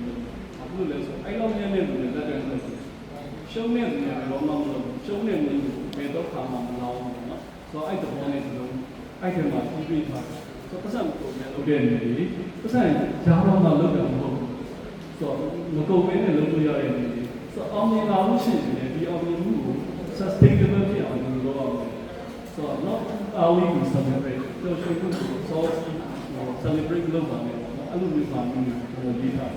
ကျွန်တော်ပြန်လာတဲ့ဟာတွေအားလုံးထည့်နေတာဒီစာအုပ်ဖတ်ပြီးလို့ရှိရင်ကျွန်တော်မိတ်ဆွေတွေကအားကိုကန်ဟိတ်ခင်ဗျာအကြောင်းအရာမိထားတာပဲတကယ်လေးကျွန်တော်ဆိုတော့ဒီစာအုပ်ထဲမှာကျွန်တော်အဲ့ဒါကြီးထည့်ပြီးတော့ကျွန်တော်ယူနေတာပါလေဆိုတော့တကယ်အသုံးဝင်တဲ့ဟာကိုအားလုံးလည်းသိတော့ပုံပဲဆိုတော့အသုံးဝင်တော့မှဒီလက်နဲ့လက်နဲ့သုံးနေကျွန်တော်စာအုပ်တွေနဲ့ဖတ်တယ်ဆိုတော့စာအုပ်တွေရဲ့ဟာတွေကျွန်တော်လက်ပြသုံးနေတဲ့ဟာတွေအားလုံးကိုအသက်ခုနေနဲ့ transform လုပ်တာ entrepreneur ဆိုတာကကျွန်တော်တို့ကစူးပြီးလုပ်ငန်းရှင်ကိုရှောက်ပြောတာ entrepreneur ကိုအင်္ဂလိပ်လိုပြောဖို့ framework ဆိုတော့လူက translate လုပ်လို့မရဘူးဆိုတော့အလုံးလုံးတဲ့လုပ်ငန်းရှင်ကိုပြောတာအလုပ်ရှိတိုင်းကအလုပ်လုပ်တိုင်းမှာလုပ်ငန်းရှင်မဟုတ်ဘူးအလုပ်ရှိနေတဲ့လူတိုင်းကလုပ်ငန်းရှင်ပြောတယ်ဆိုတော့ boss အဲ့ဒါတော့ကိုယ့်အထက်ကို boss ကိုခေါ်တာလေဆိုတော့ကျွန်တော်တို့ရေးထားတဲ့ဟာတွေကအဲ့ဒီဟာအားလုံးပြီးခဲ့တယ်ကျွန်တော်လုံးဝမမျိုးမနာဆရာတက်တယ်ဒီဆရာအကုန်လုံးကျွန်တော်ရေးထားတဲ့ဟာရတယ်တော်တော်လေးနောက်ထပ်တော့မှပြောနိုင်တဲ့အနေအထားမျိုးရှိတယ်ဆိုတော့ကျွန်တော်တော်တော်အဲ့တော့တယ်ဆိုတော့ကျွန်တော် SME တွေမှာပြောတာကshort to the point လို့ပြောတာဒီဆရာပြောတော့မှာပေါ့ငါဒီလိုလုပ်ထားမိပါပါအဲ့လိုမျိုးပြောတာအဲ့ဒါကိုစောင့်ပြရတယ်ဒီစောင့်ကိုဒီပြီးပြအောင်အစဉ်ပြေအောင်လိုက်လုပ်ပြီးနေတယ်ဆရာအဖြစ်ရှိနေတယ်မိမိစကားနဲ့ကျေးဇူးလည်းအများကြီးတင်ပါတယ်ဒီကြောက်လာတဲ့လူတွေအားလုံးလည်းကျေးဇူးတင်ပါတယ်ကျွန်တော်ဘယ်ကိုစီမီပြီးလဲဆရာကိုလည်းကျေးဇူးတင်ပါတယ်ကျွန်တော်ထပ်ပို့ပြီးတော့စာအုပ်ကိုနားလည်တော့ဖတ်ပြီးလဲဆရာကိုတော့လေးကျေးဇူးတင်တယ်ကိုယ့်အကူတော့မှကျွန်တော်ပြောပြီးတော့စာအုပ်ဖတ်ပြီးတော့ကျွန်တော်ပြန်ဖတ်တာအချိန်လေးရှိသေးတယ်ဟိုအခုတော့အချိန်ဖတ်တယ်ဒါပဲရှိသေးတယ်ကျွန်တော်ပြန်ဖတ်ရတယ်မှတ်မိပြီဒါပေမဲ့ဆရာကတိတိကျကျတိတိကျကျပြောထားတဲ့ဟာလေတော့ကျွန်တော်တုံထားတဲ့အတုံးလုံးတွေကဟိုဟာလေ slam လို့ခေါ်ရတာတုံးထားတယ်ဆိုလိုတဲ့အဓိပ္ပာယ်ကအတုံးလုံးမတူဘူးပေါ့နော်ကျွန်တော်တို့မြန်မာပြည်မှာdistribution လို့တကယ်အလုံးလုံးတဲ့လူတွေခြားထဲမှာသုံးတဲ့အတုံးလုံးလေးတွေထည့်တာအဲ့ဒီပြောင်းလို့ဒီဆရာကစာအုပ်ထဲကတခြားစာအုပ်ထဲမှာပါကျွန်တော်တောင်းလို့ဆိုတော့အဲ့ဒါကြီးပြောတာပါတကယ် reality မှာကျွန်တော်သုံးတဲ့အတုံးလုံးဥပမာလို့ရှိရင်အယောင်သမားတယောက်ကဆိုင်တွေကိုပတ်တာကျွန်တော်တို့ကအယောင်သမားတယောက်ကဆိုင်တွေပတ်တယ်ဒါတကယ်အားတော့အယောင်သမားဆိုင်ပေါင်းလို့ရှိရင်သူတို့ကဟေ့ဝေတော့ပါအဲ့လိုမျိုးဟာမျိုးတွေကိုရေးထည့်နေတာပေါ့နော်ဆိုတော့အဲ့ဒါကိုကျွန်တော်တို့ကဒေတာကိုစကလုံးတော့အဲ့လိုမျိုးထည့်တယ်ရသုံးသလားတွေအဲ့လိုထည့်တာအဲ့လိုမျိုးလေးတွေကျွန်တော်ထည့်ပြီးလာတယ်အဲ့အတွက်ကြောင့်ဒီစာအုပ်ကကျွန်တော်ကြွေတက်တော့တော်တော်လေးကိုအစီအစဉ်လေးတွေလုပ်နေတယ်ဒီစာအုပ်ဖတ်တဲ့အချိန်မှာကျွန်တော်မိတ်ဆွေတယောက်ကစာအုပ်900လောက်ကျွန်တော်မေးကြည့်တယ်ဘာလို့လဲလို့ပြီးတဲ့အခါမှာသူကမြန်ဝင်ရဲ့မြန်ဝင်အတွက်အဆန်ကြီးတွေတဲ့ဒါကိုစိတ်ပတ်တစ်ခုနဲ့လုပ်ချင်လို့ဆိုတော့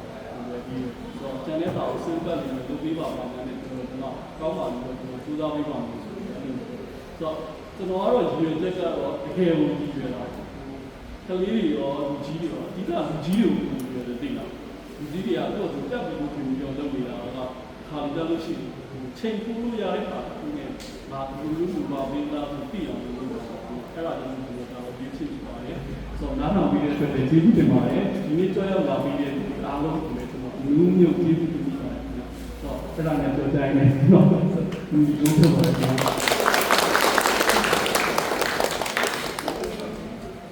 ရှိတယ်ပါခင်ဗျာစောင်းဖန်တီးဖြစ်ပုံလေးတုံးတွေကိုမျှဝေပေးသွားခဲ့တဲ့ဆရာကိုသူပဲပြုစုပါခင်ဗျာအခုစီစဉ်ကတော့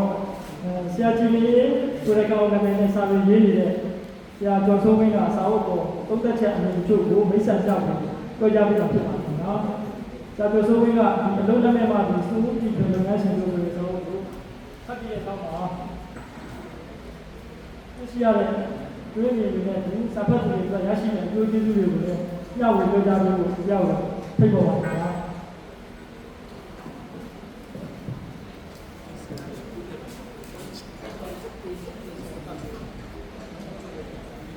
အဲ့ဒီအားလုံးမင်္ဂလာပါလို့ဆက်ဆက်ပါတယ်။စာအုပ်အကြောင်းတော့ဆရာကြီးပြောသွားတယ်ဆိုတော့ကျွန်တော်တော့သိပြီပါနော်။အဲ့တော့အဓိကဒီနေ့အဲ့ဒီရောနော်။တချို့တော့နော်ဟိုပြောချင်တာလေးပေါ့ခဏအပါဝင်ပေါ့ကျွန်တော်ကပွဲလေးစီစဉ်ပါလို့ပြောတဲ့အခါမှာဆရာကြီးကကျွန်တော်ပြီးပါတယ်။ဘာအတွက်ဒီပွဲလေးချင်တယ်။ကုသစာအုပ်ကိုပြိတ္တဖြစ်စကားတွေပြောရင် Facebook စကားတွေပြောရင် tension နော်အဲ့တော့ကြောင့်လို့တော့ tension ရတယ်လို့ရှိရင် tension ရဆိုရင်မိလန်းနေတော့အများကြီးရှိတယ်အဲ့ဒီတရားကိုသုံးရမှာပဲတော့ဒီနောက်ခံကားရတယ်ကျွန်တော်တို့အကြံပေးပါတယ်နောက်တော့အားလုံးဒီမှာဒီစားတော့ပြပါမယ်နောက်ထပ်စားဖို့ရှိသေးတယ်အဲ့ဒါလည်းအကြံပေးတာအများကြီးဝယ်ပါတော့လို့ပြောတာဘာဖြစ်လို့လဲဆိုတော့လာတဲ့ပြောနော်စာအုပ်ဘတ်တော်ကိုထိုးနေတယ်ကြည့်နေတယ်စာအုပ်ဘတ်ကြတော့ဘူးလို့လားပြောနေတဲ့အချိန်မှာသူစာအုပ်အတွက်အချိန်လာပေးတာဖြစ်ပါရဲ့ဒါကြောင့်မို့လို့အဲ့ဒီကြီးကိုကျွန်တော်ကပြောစီချင်စာအုပ်ကိုပြောစရာဖြစ်ပါရဲ့စာအုပ်ပွဲကိုလာရင်မုန်းပြီးပေါ်ပါတယ်လုံလောက်ပါတယ်အဲ့ဒီလိုဖြစ်ချက်လာနာထောင်ရင်နော်အသုံးပြတဲ့ဟာအများကြီးရပါတယ်လို့ဖြစ်ချက်ဒါကြောင့်မို့လို့အဲ့ဒီဟာကိုအဓိကထားကိုတက်ပွဲကိုသူကပြောနော်အဲ့ဒါလည်းနည်းနည်းလေးစီစဉ်ပြီးတာဖြစ်ပါလေနော်အဲ့တော့နောက်ထပ်စာအုပ်ကြောင့်ပြောရမယ်ဆိုရင်ပေါ့စာအုပ်ကြောင့်ကျွန်တော်ကအရင်ရပါလေစာအုပ်တော်ဘုံပဲဒီလိုတခြားသောတောင်းဝဲဂျာနယ်ဒီမှာစာအုပ်ကိုပတ်သက်တာရေးတာများပါတယ်ဒီလိုမှကျွန်တော်သိပါတယ်နော်သူတို့ကတော်ဘုံပဲဒီရဲ့ဒီရင်းနေပြီးတော့ပြကြပါတယ်အဲ့တော့ဒီစာအုပ်ကိုဖတ်လိုက်တဲ့အခါမှာအရင်ဆုံးကျွန်တော်ရတဲ့ဒီစာအုပ်ကကျွန်တော်ပေးလိုက်တဲ့ခံစားမှုကဘာလဲလို့ဆိုတဲ့အခါကျတော့ဒီစာအုပ်ကစာအုပ်အနေနဲ့ချုပ်လို့ပြင်ဆင်ထားပြီးမြဲလက်တွေ့သုံးနိုင်တဲ့ပစ္စည်းဆိုတာကိုကျွန်တော်ပြောပြရပါတယ်။နော်အဲ့တော့ဒီစာအုပ်ခုနကတော့အခုရောက်မှပြင်ရပါနော်ဆရာဘုရားမျိုးပြောတယ်လို့လူအုပ်900ဝယ်ပြီးတော့ SSD ကိုပေးမယ်လို့ပြောလို့ဆိုတာဒီသဘောတရားပါဒီကနေ့စာအုပ်ကဒီစာအုပ်ဟာဖွင့်ဖတ်ပြီးသုံးဖို့နော်အဲ့တော့စဉ်းစားနေတာတွေဟလာစင်ကျင်နေတာတွေဆိုတာနဲ့စာရင်ဒီစာအုပ်ဒီဖွင့်ဖတ်ပြီးသုံးဖို့အသုံးတော့ဘူးတွေသုံးနိုင်တာလေဆိုတဲ့အခါမှာအခုပေါ့နော်ကျွန်တော်တို့လူဖွဲ့စီဖြတ်တန်းနေတဲ့အခက်အခဲကြားထဲမှာအလုတ်စာကိုဒိုးနေတယ်အလုတ်စာကိုဆိုတာရွယ်မျိုးဟာရှင်းမဆရာကြီးပြောလို့ပဲအဲ့လိုအလုတ်စာလုပ်ချင်တဲ့လူတွေခင်းတဲ့ရောကြီးတာတွေကိုဒီစာအုပ်ထဲမှာရေးထားတယ်နော်ခင်းတဲ့ရောကြီးတာတွေဒီစာအုပ်ထဲမှာရေးထားတယ်ဒါကြောင့်မို့လို့ကျွန်တော်ဒီစာအုပ်ဖတ်တဲ့အခါမှာအော်ဘာဖြစ်လို့လဲဆိုတော့ကျွန်တော်တို့ကစီမံခန့်ခွဲမှုတွေဖြစ်ဖြစ်နော်တက်ကြမဲ့ဖြစ်ဖြစ်ကျွန်တော်တို့ဖတ်ပြီးများသောအားဖြင့်ကဥရောပနော်အနောက်တိုင်းပေါ့အဲ့ဒီကနေပြီးတော့ဤသားထားတာကြီးရှင်းပြထားတာကြီးဂ ဒါတွေကိုကျွန်တော်တို့ကဘာသာပြန်ခြင်းအပြင်ပြည်ဉာဏ်ခြင်းအပြင်ဖတ်ခဲ့ရတာများပါတယ်နော်ဒီစာအုပ်ကတော့အဲ့ဒီလိုအနောက်တိုင်းအရေးအဝါဒတွေနည်းနည်းလေးနည်းနိုင်နေတာနည်းနည်းမြန်မာဆန်ဆန်မြန်မာပြည်ပြည်မလုံးလုံးချင်တဲ့လူတွေဝင်ငွေရတဲ့လူတွေလုပ်ငန်းထူထောင်ခြင်းတဲ့လူတွေကိုလက်တွေ့ဖွင့်ပြီးဒီဟာဟာကိုအသုံးချလိုက်လို့ပဲဒါကြောင့်မို့လို့ဒီစာအုပ်ကိုကျွန်တော်အံ့ဩသွားပါတယ်။ကြောင့်ဒီစာအုပ်အကြောင်းလေး Facebook မှာကျွန်တော်ပို့ရေးထားပါတယ်။အဲ့တော့ဒီနေ့ကျွန်တော်ပြောချင်တာကစာအုပ်ကိုဖတ်ပြီးစာအုပ်ကိုဘယ်လိုမျိုးကျွန်တော်သုံးသပ်တာလဲဘယ်လိုမျိုးမြင်တာလဲဆိုတာတဲ့အမြင့်ချုပ်ပြောရတယ်ဒီစာအုပ်အလုံးလုံးပဲလူတွေအတွက်အသင့်သုံးနိုင်တဲ့မိလန်အမျိုးမျိုးနော်အသုံးဝင်အမျိုးမျိုးကိုတို့ရဲ့အတွေ့အကြုံတွေကသူများတင်တဲ့ theory တွေကိုရှောင်ရှားပြီးတော့ကိုတို့ရဲ့အတွေ့အကြုံတွေကနေပြီးတော့ခင်ငယ်မြင်မြင်ကြီးကြီးမျှဝေပေးထားတယ်။ဒီနေ့အဖြစ်ပြောရင်စေနာအောင်နဲ့မျှဝေပေးထားတဲ့စာအုပ်ဖြစ်ပါတယ်။အဲ့တော့စာအုပ်วิเศษပွဲမှာပြောလာကြလားလို့ထင်ကြရှိ။အဲ့ဒီပြောလာကြလားဖြစ်တော့ထပ်ပြီးတော့ကြံပေးထားလာတဲ့လူအလကားပေးပါလို့ပြောတာနော်လာတဲ့လူတွေကိုအလကားပေးပါနည်းနည်းတော့ဆရာကြီးစဉ်းစားတာပေါ့နော်နောက်ဆုံးတော့ကျွန်တော်ကနားပူတဲ့ခါကျတော့နော်ပေးမယ်ဗျာတဲ့နော်အလကားပေးတယ်ဘာဖြစ်လို့လဲဆိုတော့ကျွန်တော်ကဒီမှာပြောတယ်ဗျာစဉ်းစားကြည့်တော့ဒီစာအုပ်ကဘယ်လိုကောင်းတာဘယ်လိုကောင်းတာဘယ်လိုကောင်းတာလဲပြောတယ်ဘယ်လိုကောင်းတာလဲပြောတော့ဝေခိုင်းနော်ဝေခိုင်းအဲ့ဒါကိုအဲ့လိုဝေခိုင်းတဲ့ဘောမတက်ရောက်အောင်လို့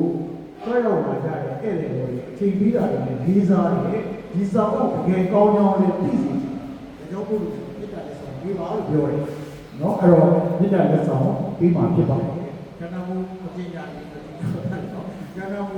လားပြီးတော့ကြာရုံးလေးဆိုအကျဉ်းညာလေးပါဒီစာအုပ်မြတ်တာလက်ဆောင်ပေးပါပါအဲ့ဒီအပြင်စာရေးအပူတိုင်းလက်မှတ်ထိုးပေးလို့ပဲနော်ဒါကော်ပီဘုတ်တွေရှိပါလေနော်ဟုတ်ပါနော်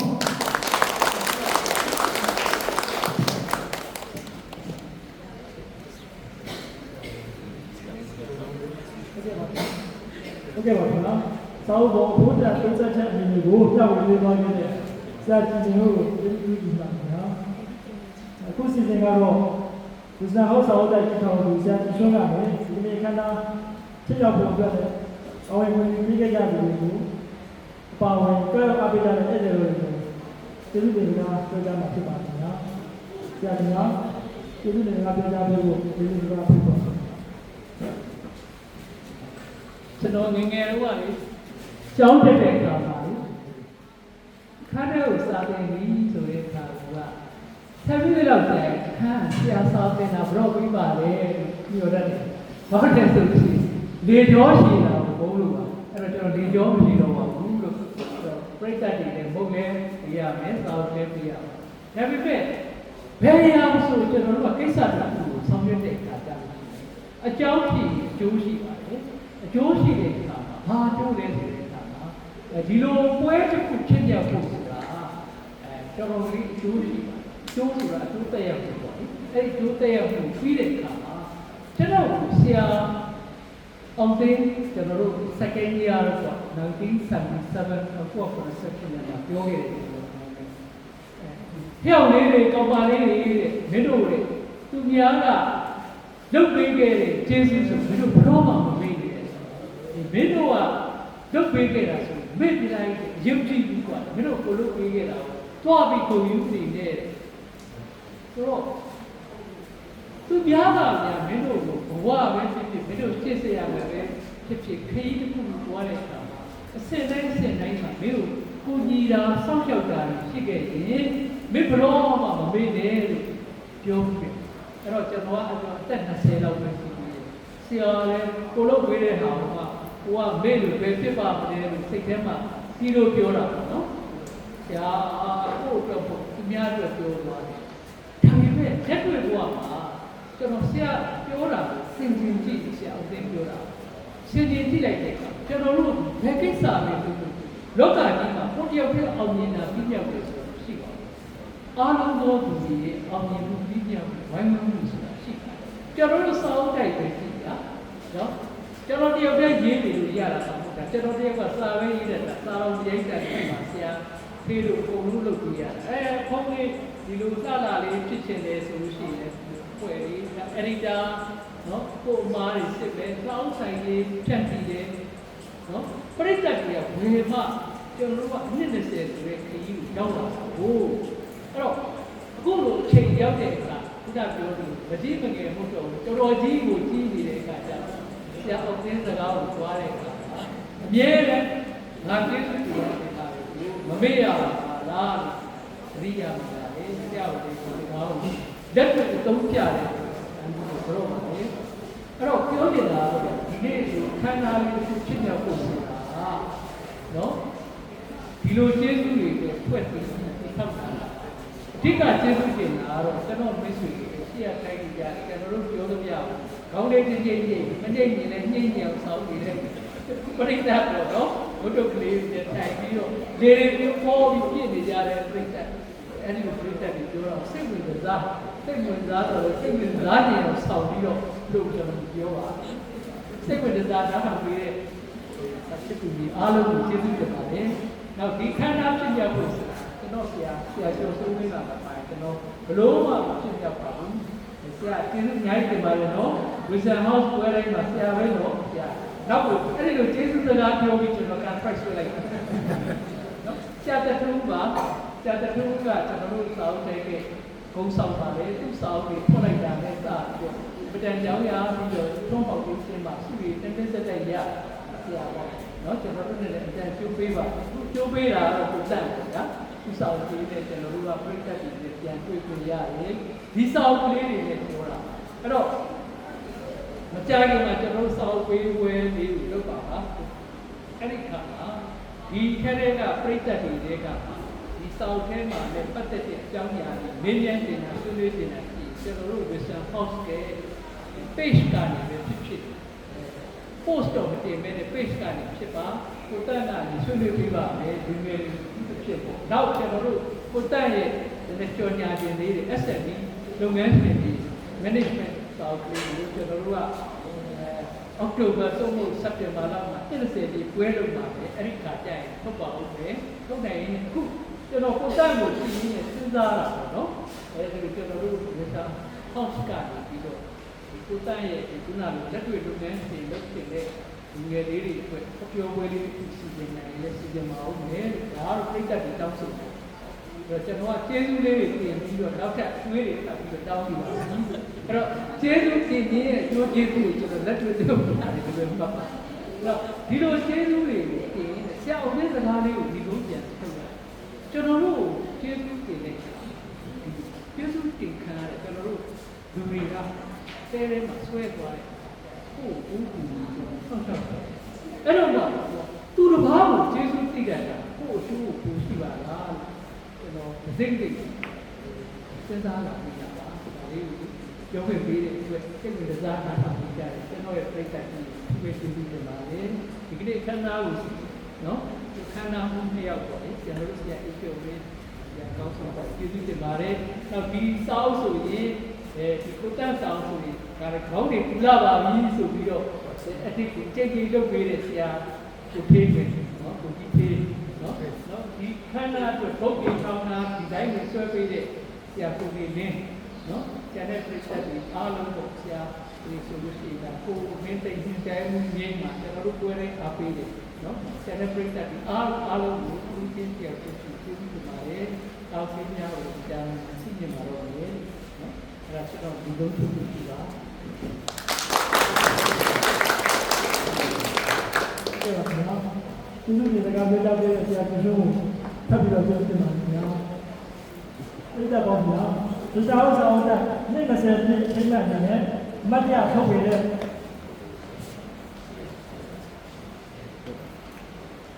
ဟုတ်ကဲ့ဗျာဒီစာအုပ်ဆောင်တဲ့နေ့20ပြည့်အချိန်မှနေနဲ့မတ်ရထုတ်ပေးတဲ့စာအုပ်တွေကမှအလုံးလုံးနဲ့မှဒီစုံဦးဒီပြည်လုပ်ငန်းရှင်တို့ဆိုရင်စာအုပ်မိတ်ဆက်ပွဲခန်းနာဆိုရင်အစစရာရာဆိုပြီးထုံးဝေးအောင်မြင်ပြီးရောက်ခဲ့ပြီဖြစ်ပါလားဒီကနေ့ခန်းနာကို ကြောင်းလာပေးကြတဲ့စာပေလောကကဆရာဆရာမတွေစာချင်းမိတ်ဆွေတွေအားလုံးကိုစာရေးသူနဲ့ဘောဝိဇ္ဇာဟောဆောင်တဲ့ညီသားစုကတိုက်လိုက်ရင်းနဲ့ပြုလုပ်ကြပါမယ်ဗျာ